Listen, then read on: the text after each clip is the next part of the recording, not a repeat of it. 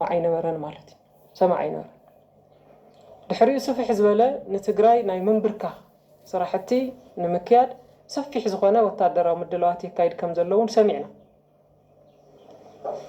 أب إرترا زلو أي بحري ناي محاز ناي مكوت صار دليتون مفتسام قدم ناي تجراي حيلي خطفوا لني زبل قوام حيزو من قصة إثيوبيا يسرح خمزلو قدام أي تارجيتو تجراي مخانو بستفلالي من قد خنا الرجاج سكيلنا زيون سمعنا نزم الكتم أكلات نجيرنا إحنا بسلامنا خنود ندل زي كألنا زي صورنا نتسمع بريتوريا خنا خيرنا خن حزينا نسرح زلنا وقالنا خفرنا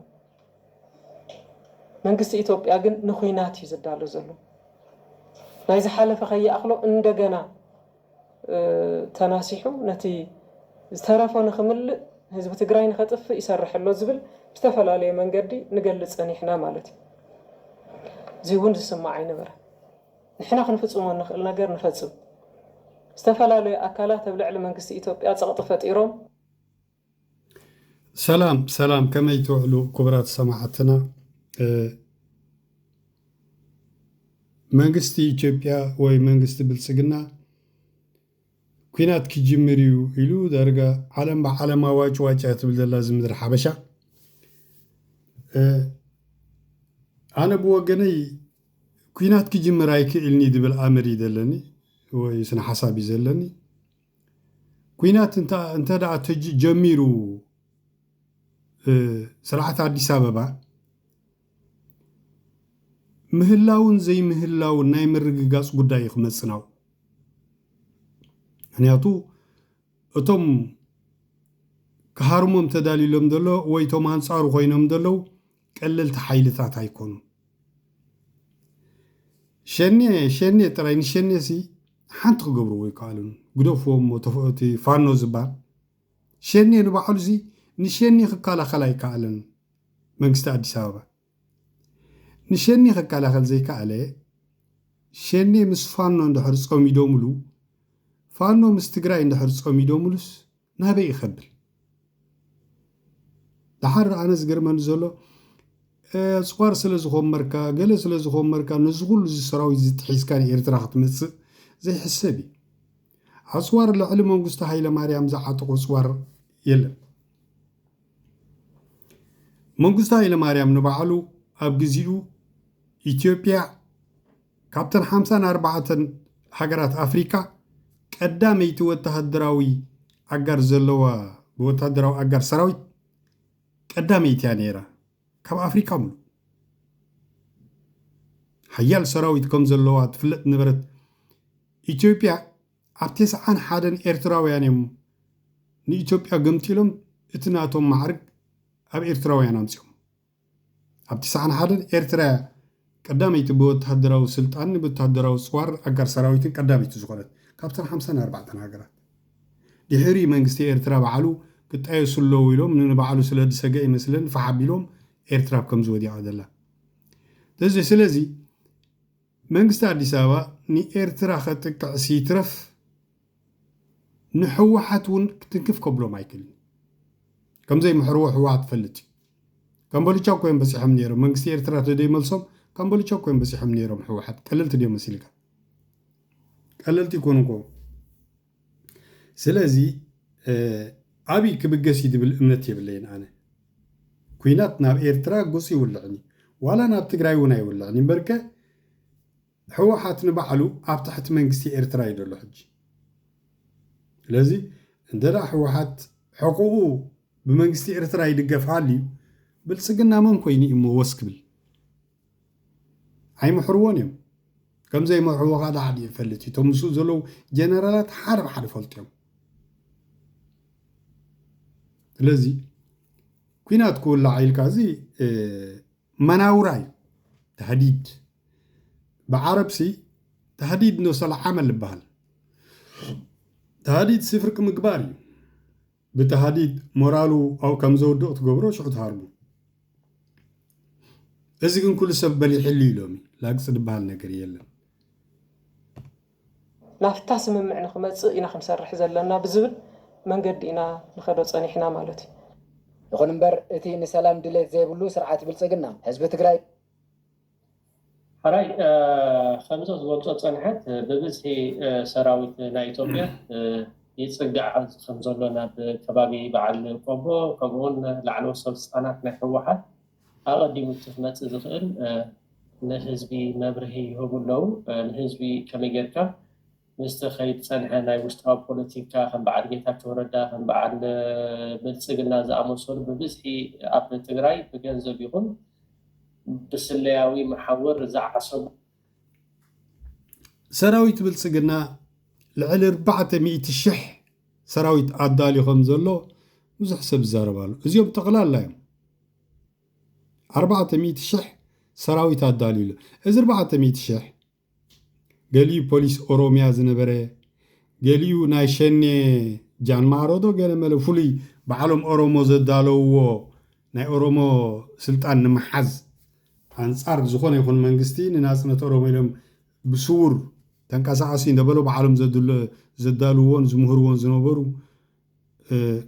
እዩ እቲ ዝተረፈ ኣብ ጎደና ዝዓበ መንእሰይ እዩ ሰራዊት ብልጽግና ኩናት እንታይ ይፈልጥ ብቕዓት ናይ ኩናት የብሉን ተበክሮ ናይ ኩናት የብሉን ዝፈልጦ ጉዳይ የብሉን ካብታ ኣዲስ ኣበባ ብመኪና ንበረኻ ምስ ወፅዎ ውይሉ ብትሕቲ ገረብ ተሸኪዑ ክበክ ዝውዕል ዳ እምበር بزي هادي مخوص خيلي بزي خو تواجي خدحن خيلي يلو غمان كم حساب يبلو بعن تبوت إثيوبيا تا IQ ناتهم 6% تراي كمزي نايزبيهم ده حسبو فكروا علو صحي عرب مسبلت كلهم يوم وسع دحرو كصح صحيحهم دحدرو ملو ليت كساب توقح بس وقحت يمكر بسبب زخونو كل بيه جبريل يبلو نقوشو هجي كم زي عين السراوي تحسكا نبعد إرترا زي مثلا هاجرات حيال بقعتن حيال وتهدراوي فلتتن عدكن زعاتقن ناي 30 عمت تمكرو زلو سراويت زلون هاجرات كم بعد إرترا كتن كفن سيترف نابنجز كاون كل حيت بالنيخ بزعبان ونا يتحكني هاي تعللني لذي عدالي للك جل سراويتون نبعل قباب الله نبعل زبرحله زمني خاطر لزني عفار مدري ناي جوان من جدي قال ملا بو يدالو لا يقراربو مالو ني مناوراي تهديد عانتي قبر اوكي حالته حو حد بهالناي تግራይ سراويت كابز حلف خوينات توموكيري ولا كو حجيت خوينات نهزب خمزه يتقم تتግራዋይ انتفلته ግን ቶም ዘለውን ببقعت كواغو خوليم ولا حنتي ስለዚህ እስከ ንስማዓዮ በማይት ዝቁጠሩ ተጋሩ ለምኮ ዳርጋ ታትግራይ እንዳጸረ ይሄዳለ ነቲ ለጸረ ንምጽራይ ከመሆን ነቲ ህዝቢ አጎን ህወሓት ተሰሊፉ ብጉ ህዋጻ ዳርጋ አኩሉ ከባቢታት ጽዑ አኺባ ይካሄዳሉ ድማ ነው ፈሪንካውን ዘይፈጸም ፈይዳ ነበር ዝደል ዘለው ተፈ دحرو كوي زارو نيرو واحد يفلت انت حتى يكونس تطفقكم يحدوا عليه بتكنولوجيا وتطفق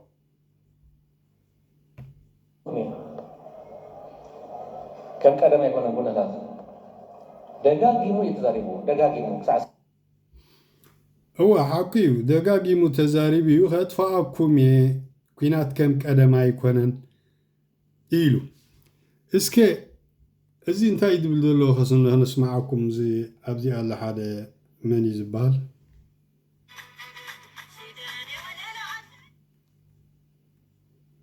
ريتا ጉድ የሚያስብል ነው። የ78 ቢሊዮን ኪሳራና የ33 ሚሊዮን ዶላር ያልተከፈለ ዕዳ ኢትዮጵያ በኢትዮጵያ ኤሌክትሪክ ኃይል የተሰራው ታሪካዊ የሙስና ቅሌት ይፋ ወጥቷል። ይህን ቪዲዮ ላይክ እና ሴቭ አድርጋችሁ እስከ መጨረሻው ተከታተሉኝ። የህዝብ ሀብት እንዴት እንደባከነ ስትሰሙ ታዝናላችሁ። በዕለቱ ዜናችን ላይ የ5 ደቂቃ ሰፊ የምርመራ ዜና የሰራን ሲሆን በአጭሩ ቀንጭቤ በዚህ በቲክታክ እና በፌስቡክ ላይ ላሰማችሁ። በኢትዮጵያ ኤሌክትሪክ ኃይል ውስጥ ምንም አይነት ፖሊሲ ሳይኖር በተከፈተ የክሪፕቶ ዳታ ማይኒንግ አሰራር ብቻ ሀገሪቱን 78 ቢሊዮን ብር ከስራለች። አብዛኛው ኣብቲ ናይ እዞም ናይ እንዳ ኤሌክትሪክ ናይ ኢትዮጵያ ሓይሊ ፓወር ናይ ኤሌክትሪክ ኣብ ኢትዮጵያ ሙሉእ 78 ቢልዮን ከሲሮም አለው አበያትዩ ምን ይበልዑ ዝጓኑ የቻይና ኩባንያዎች ሲሆኑ የሀገሪቱን መብራት በነፃ እያነደዱ ክፍያ ግን አይከፍሉም። አስባችሁታል? እቶም ብብዝሒ ካምፓኒታት ዘለዋ በኢትዮጵያ ገለገለ ውሽማ ካብተን ሰበስልጣን ውሽማ ይሕዙ ወይ ካብቶም ሓለፍቲ ጉቦ የብልዑ እሞኒ ብሙሉእንተን ካምፓኒታት ብነፃ እየን ዝጥቀማ ግብሪ ከፍላ ናይ ኤሌክትሪክ ይከፍላ ገለ ይከፍላ በዚ ከዓ 78 ቢልዮን ዶላር አበይ ከም ዝኣቶ ዝቋጻጸሩ ዘይብሉ ጠፊዩ 12 የሚሆኑ የቻይና ድርጅቶች ከ33.4 ሚሊዮን ዶላር በላይ 12 ዝኾኑ ካምፓኒታት ናይ ቻይና ካብ 32.3 ሚሊዮን ዶላር አይከፍሉዎምን ዕዳ አለባቸው። ሰንጠረዡን ተመልከቱ። እነ አይኤንኤንኦ እነ ፌንግቺና አይሲክ ቴክ የሚባሉ ኩባንያዎች በሚሊዮን የሚቆጠር ዶላር ይዘው ዝም ብሎ ጭንቅላታችሁን ይዛችሁ ጉድ ስሙ። ጉድ የሚያስ እዚያ ያታ ኢትዮጵያ ባር መንግስት የብላ ገለ የብላ ጠቅላላ መንግስት ድበሃል የብላ ነው። ምክንያቱ ግብሪ በይዓትሎ መን ቋጻጽሮሎ እንድሕር ዘይትፈልጥ ተደኣ ኮንካ انت هتجبر تخل ولا حنت تجبر اي تخلني خا جنزب كاتفا له جنزب حزبي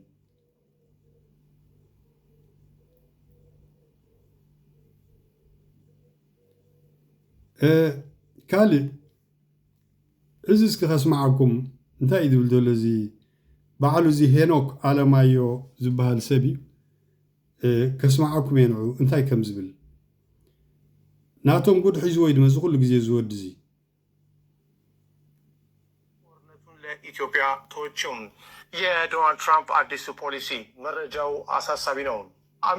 አሜሪካ ጦርነቱን ለኢትዮጵያ ተወችም። አሜሪካ እቲ ኩናት ንኢትዮጵያ ገዲፋቶላ ኢዳውጽ ያለ አሜሪካ ይድብለና ደሎ ዶናልድ ትራምፕ አዲሱ ፖሊሲ መረጃው አሳሳቢ ነው። አሜሪካ የጸረ ሽብር ውጊያውን ከባድ ሸክም ለኢትዮጵያና ለአፍሪካ ሀገራት ትከሻ ላይ የሚጥል ብዛዕባ ጸረ አሸበርቲ ዝበሃሉ ሲ ኢትዮጵያ ይኹን ካልኦት ሃገራት ርእሰን ኪለን ክዋግኦም ከም ፕላንን ክገብራ አሜሪካ ኢዳውጽ ያላ ዲስ ፖሊሲ ይፋ አድርጋለች። የትራምፕ አስተዳደር ይፋ ባደረገው የ2026 የጸረ ሽብር ስትራቴጂ መሰረት አሜሪካ በአፍሪካ ቀንድ ያላትን ቀጥተኛ ወታደራዊ ጣልቃ ገብነት በእጅጉ ትቀንሳለች። ከዚህ በኋላ አልሸባብና ከአይኤስ ጋር የሚደረገውን ጦርነት የሚመሩት ራሳቸው የቀጠናው ሀገራት ናቸው። እዚኦም አሸበርቲ ዝበሃሉ አይኤስ ይኹኑ አልሸባብ ካልእን ነዚኦም ክዋግዎም ድሕር ደልዮም እቶም ሃገራት አፍሪካ ባዕሎም ርእሶም ክኢሎም እዮም ክዋግዎም ሕጂ ክንቅንስ ኢና ንሕና ኢድና ይነእቱን ኢና ይድብል ዘሎ ትራምፕ። ኢትዮጵያ አልሸባብን የምትዋጋ ከሆነ በራሷ ወጪ ማለት ነው። ኢትዮጵያ ንአልሸባብ ክትዋግኦ እንተደኣ ኮይና ብናይ ገዛ ርእሳ ወፃኢታት እያ ክትዋግኦ። ቢልዮናት ዶላራት አሜሪካ እንዳ ሓገዝዎም እዮም ዝዋግኡ ነይሮም ህዝቢ ዘጥፉ ነይሮም። ሕጂ ግን ገንዘብ ካብ ነብሶም ሰራዊት ካብ ነብሶም ከጥፉ ተደልዮም ከጥፉ ይኽእል እዮም ኢሎም ኣሎ። የኢትዮጵያ መከላከያ ሰራዊትና የአፍሪካ ህብረት ኃይሎች የውጊያውን ግንባር በዋናነት ሲመሩ፣ አሜሪካ ግን ራሷን አግልላ በስለላ መረጃና በስልጠና ብቻ ትወሰናለች። ርእሰን ክኢለን ብመራሕቲ ሕብረት አፍሪካ ድን ብተን ሃገራት ባዕለን ድን ክዋግአን ተዘይኮይን አሜሪካ ግን ርእሳ ግሊላ ኣላ ኣብቲ ጉዳይ ኢዳ ይትእቱን እያ። 16 ገጽ ያለው ይህ ሰነድ የባይደንን አስተዳደር በእጅጉ የሚተች ሲሆን የአሜሪካ አዲሱ ዓላማ ሽብርተኞች በአሜሪካ ጥቅም ላይ ጥቃት እንዳያደርሱ ከምዚ ትሪእዎ ዘለኹም እዩ። ዋላ በዓል አሜሪካ ካብ ኢትዮጵያ ኢደን ስሒበን ኣለዋ። እንተዳ ኢዳ ስሒባ ካብ ኢትዮጵያ አሜሪካ ኢትዮጵያ ዳያ ናይ ስልጣን ሃልዋ ንግብረ ሽበራዶ ንገለ ንትግራይ ከተጥቀም ዘይከውን ነገር እዩ። ስለዚ አብይ አሕመድ ዘጉርዕ ዘሎ አንቶ ኢለኩም ያኔ ንመናውራ ንተሃዲድ ደኣ እምበር ولا حنت خجبرو خمزي كولو أنا نجيركم إيه ترديوهمني ولا حنت خجبري كولنيم إسكي أبزي أخاني أنت عيد بلنا هذا الذي ودع عدم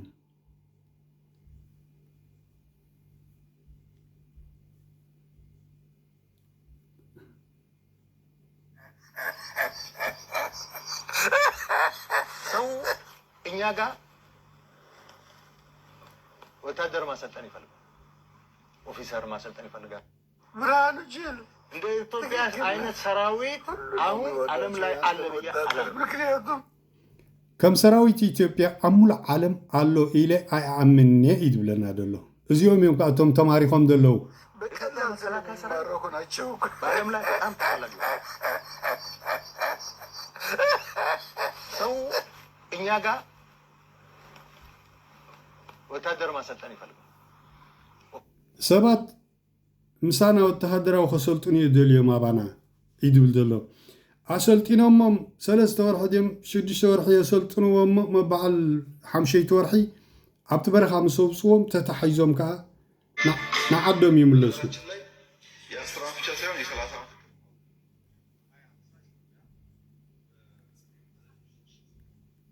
ስመጥር ከሆኑ ሀገራት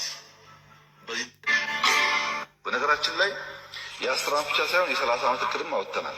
በ2050 ኢትዮጵያ በዓለም ውስጥ ስመጥር ከሆኑ ሀገራት በዚህ ደረጃ ትመደባለች የሚልም እቅድ አወጥተናል።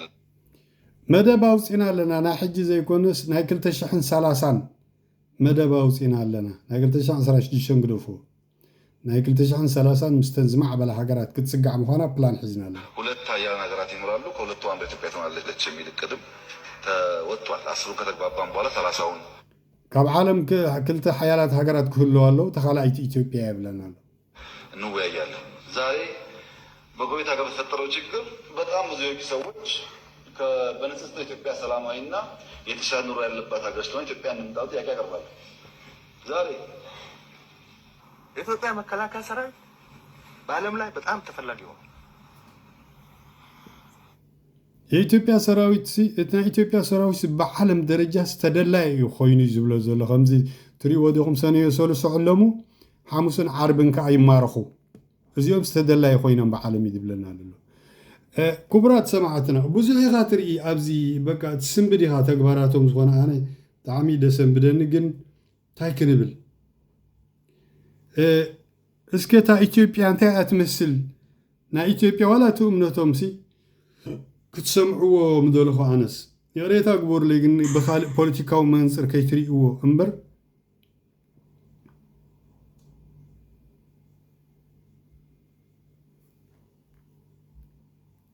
እምነት ያላቸው አባቶቻችን የማንኛውም እንግዳ ቢሆን እጣቢውን ይጠጡታል። ሃይማኖታቸው የክርስቶስ አርአያ ስለሆነ ክንትርጉመልኩም ናይ ዝኾነ ይኹን ሰብ ሕሳብ እግሪ ይሰትይዎ እዮም ኣባና ንሕና ከምኡ ኢና ናይ ዝኾነ ሕሳብ እግሪ ንሰትዮ ኢና ናይ ኢየሱስ ኣጋባቢ ዶ ስራሕ ይድብለና ዘሎ እዚኣ እታ ኢትዮጵያ እምበር ክርስቶስ ሐዋርያትን ያጠበበት ውሃ ነው ብለው ስለሚያስቡ እንደዚህ ነው። ምክንያቱም ሃይማኖት ትናንትና ዛሬን የሚጋርድባት መጋረጃ የለባትም። የትናንትናው ክርስቶስ ዛሬም አለ። ይጠጡታል እና የእንግዳ ግርጣቢ አይደፋም። ውጭ ሁሉ ቤቱን አንዳንዶች ዛሬም አሉ ምዕመናን በእውነቱ ማለት ነው። ሕሳብ እግሪ ናይ ዝኾነ ሰብሲ ይሰትይዎ ነቶም መሳኪን ደናቁር ኣብ ታሕቲ ደለው እዮም ደስትይዎ ሲሰትን ኢሉ ቁማፂ እቲ ረሳሕ እግሩ መዓት ባክቴርያ ዘለዎ ተሓሲቡ ሲየስትዮም እዚ የእንግዳ ግራጠው ቤታቸውን የሚረጩት ናይ ጋሻ እግሪ ሓፂብካስ እቲ ሕሳቡ ኣብ ገዛኻ ትነፅጎ ማጠብ የመድኃኔዓለም ትልቁ ስራ ስለሆነ የመድኃኔዓለም ትልቁ ስራ እግር ማጠብ አይደለም። ይሄ ከልት ነው። ይሄ አጋንንታዊ ትምህርት ነው። የመድኃኔዓለም ትልቁ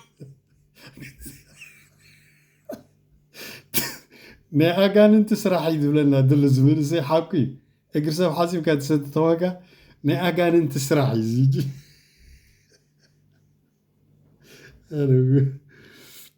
እንታይ ክንብል እቶም ሰባት ብጣዕሚ ዝገርመካ ክትሓስቦ ከለካ ናይ ኢትዮጵያ ነገር ኣነ ብጣዕሚ ደተሓሳስበኒ ዘይተጸበኻየ እዩ ዝጋጥመካ ኣብዚ ናይ ኢትዮጵያ ነገር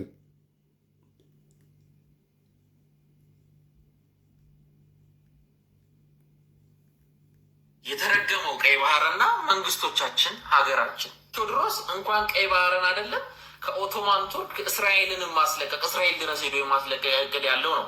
ያው ቴዎድሮስ ግደፍ ንቀይሕ ባሕርሲ ክሳብ እስራኤል ከይዱስ ከልቅቆም ዝደሊ እዩ ነይሩ መደቡ ካለት ህይወቱ አለፈ። አፄ ዮሐንስ ዝኾነ ይኩን ከይገበረ ግን ህይወቱ ሓሊፉ ብዘይ ትርጉም ሃፀ ዮሐንስ ብላለ የታረደበት ምክንያት የቀይ ባህር ጦስ ነው። አፄ ሚኒሊክን ካወር ሃፀ ዮሐንስ እውን ሽግር ናይ ቀይሕ ባሕሪ እዩ ክሳዱ ቆሪፆም ሱዳናውያን ወሲዶሞ ብለና ኣሎ። የተቀረቿን ኢትዮጵያ ለማዳን ቀይ ባህርንም ኤርትራንም ጭምር ሰውቷታል። አፄ ሚኒሊክ የልጅ ልጅ የሆነውም ልጅ ኢያሱ ትልቁና ዋነኛው ህልሙ ከኤርትራ ወይም ከቀይ ባህር ላይ ፈረሴን ውሃ ሳላጠጣ አልነግስም። እዚ ትሪእዎ ዘለኹም ልጅ ኢያሱ በሃል መጀመርያ እሱ ንጉስ ክኸውን ድብሎ ነይሮም ብሓይሊ ፈረሰይ ማይ ባፅዕ ናይ ቀይሕ ባሕሪ ከይሰትየ ደው ኣይብልኒ ኤርትራ ይከኣቱ ኢሉ ፍክር ነይሩ። ሃይለ ስላሴ ሓሪዱ ይቀቲሉ አላረግም ብሎ አልነገሰም። ሁላ መጀመሪያ ምሩን ይሷል ላምጣ ብሎ አይሳካለት መጨረሻ ላይ መሞቱ ኃይለ ስላሴ አሁን ጨዋታው ጀመረ። አፄ ኃይለ ስላሴ ከ1600 ዓመት በኋላ ነው ወይዚ ቀይ ባህር ላይ የኢትዮጵያ ፕሬዘንስ እና በኃያልነት ያጸኑት። ከዛ በፊት ልኩፍ የሆነ ነው እንጂ በስነ ስርዓት ኃይለ ስላሴ በፖለቲካዊ ስምምዕነትን በኃይልን ንኤርትራ ጎቢጦም ቀይ ባህሪ ሒዞም ማይ ድብለና ዘሎ በዓለም ሪኮግኒሽን ተሰጥቶ ቀይ ባህርንም ጭምር በኢትዮጵያ ስራ ያደረጉት አፄ ኃይለ ስላሴ ናቸው። ይህም ደግሞ በጣም የረቀቀ የዲፕሎማሲ ታክቲክን ተጠቅመው ነው ያደረጉት። መንግስቱ ኃይለማርያም ወይም የደርግ መንግስት ብጣዕሚ ዝረቀቀ ናይ ዲፕሎማሲ ስራሕን ገይሮም ሃይለ ስላሴ ድብለና ዘሎ ጀነራል ሮዝቨልት እዩ ንሃይለ ስላሴ ኤርትራ ምሳኻ ሓዛ ግን ናይ ዓዲ እንግሊዝ ናሃናያ ኢሉ ነጊርዎ። ኣብዚ ናይ ግብፂ ባብኤለ መንደብ ትበሃልካ ኣብኡ መፅኦም ተፈራሪሞም ኣብ መርከብ ነዚ ኣይ ሕጂ ብዲፕሎማሲ ብዝረቀቀ ገለ ድብላ ዘሎ ዝመንሰይ መንግስቱ ኃይለማርያም እስከ መጨረሻው ድረስ ኤርትራ ወይም ደግሞ ቀይ ባህር ከኢትዮጵያ እንዳትገነጠል የተገንጣዩ የሻዕቢያንም ጦር ሲወጋ ሲዋጋ ቆይቷል። ነገር ግን ያን መንግስቱ ኃይለማርያም ኤርትራ ንኸይትግንፀል ንነዊሕ ተዋጊኡ ተቃሊሱን ክቃለስን ፀኒሑ ነይሩ። በመሸነፉ ምክንያት ያንን ጉዳይ ጥሎት ሄዷል። አሁን ስለተሰዓረ ግን ሃዲሙ ዶላራት ሒዙ ዚምባብዌ ኸይዱ ነገሩ ጀመረ። መለስ ዜናዊ እውነቱን ለመናገር የሻዕቢያን ጦር በእኔ እምነት የሻዕቢያን ጦር ከኤርትራ ላይ በተለይ ከወደቦቹ አካባቢ ላይ የመንቀል አቅም አለው ብዬ አላስብም። ነገር ግን ደግሞ በዲፕሎማሲው የረቀቀው መለስ ዋላ እንተኾነ ከም ነገር ክንሓስቦ ከለና ካብ ወደብ ኤርትራ ይኹን ካብ ወደብ ዓሰብ ንሰራዊት ኤርትራ ንምንቃል ዓቅምን ሓይልን የብሉን። ብዲፕሎማሲ ግን የዚህ ሰዓት ላይ የት እንደሄደ አላቅም፣ የት እንደታጠፈ አላቅም። ግመል ይጠጡበት ብሏል። እውነቱን ለማለት ኣብ መጨረሻ ሓንጎሉ ናበይ ከም ዝኸደ ይፈልጥን አግማሎም የስቲሉ ተደልዮም ኢሉ ገዲፍዋ። ብቻ ከዓለም ሀገራት ጋር አለመጣላትም ይሁን ሰላምን ከመፈለግም ይሁን ከምን አንጻር እንዳለ ምስ ዓለም ከይባስዲ ወይ ሰላም ስለዝደለየ ድዩ እዩ ኸም ኢሉ ድብሎ አንዳንዴ በግላዊም ነገር በሚመስል ነገር ግራ በገባ ሁኔታ ኤርትራም ጭምር የኤርትራ አበሾቹ ህዝቦችም ጭምር እንደው መሬቱ ይሄድ ህዝቦቹም ነው የሄዱት። ጭራሽ ከዚህም ከዛ ተለያይተዋል። መሬቱን ህዝቡን ኩሉ ተፈላሊና ጠቅላላ ርዕሰ ኸይለ ሀገር ኤርትራ ማለት እዩ። ለመጨረሻ ጊዜ የዛኔ ያበቃው የኛ ጉዳይ አይደል? ታዲያ ዶክተር አብይ አህመድ ላይ አሁን ላይ ደርሰናል። ዶክተር አብይ አህመድ ከመጀመሪያም ጀምሮ እቅዱ ሕጂ ዶክተር አብይ አህመድ በፂሕና ክጅምራት ሒዙ ውስጥ የነበረ ነገር ነው። ባይዞ ዞር ብሎ ክጅምር ከሎ ኣብ ውሽጡ ሒዝዎ ዝነበረ ንቀይሕ ባሕሪ ንክጎብጥ ማለት እዩ። ለተመለከተ ሰው ግን እንደ አፄ ኃይለ ስላሴ ይመልሰዋል ወይስ እንደ ሌሎቹ መሪዎች ለመመለስ በመሞከር ላይ ከስልጣን ይወርዳል? ሕጂ ከም ሃይለ ስላሴ ክመልሳ ዲኒ ኤርትራ ወይስ ከይመለሳ ካብ ስልጣን ክወርድ ወይ ሳምቲንግ ምን ይመስላችኋል? ወይ ከዓ ሓደ ነገር ከጋጥም እንታይ መስለኩም ከንስኹም ይድብለና ዘሎ ሓቂ እዩ። ዋላ በዓል ጌታቸው ረዳ ክዛረብ ቀኒ ሓደ እውን መን ዝበሃል ቢንዖሚዶ ገለ ዝብሎ ዛረብ ነይሩ። ሰበስልጣን መንግስቲ ኢትዮጵያ ምውራድን ምድያብንሲ ኢድ ኤርትራውያን ኣለዎ። እወ ኢድ ኤርትራውያን ኣለዎ። ሃይለ ስላሴ ክቅተል ከሎ ኢድ ኤርትራውያን ኣለዎ። መንግስቱ ሃይለ ማርያም ሃዲሙ ኸይድ ከሎ ኤርትራውያን እዮም የህዲሞሞ። ويانه كل عفا خد دفاع خلا هادي ما مقالة خدمت خلا إيرتراويان إيدالو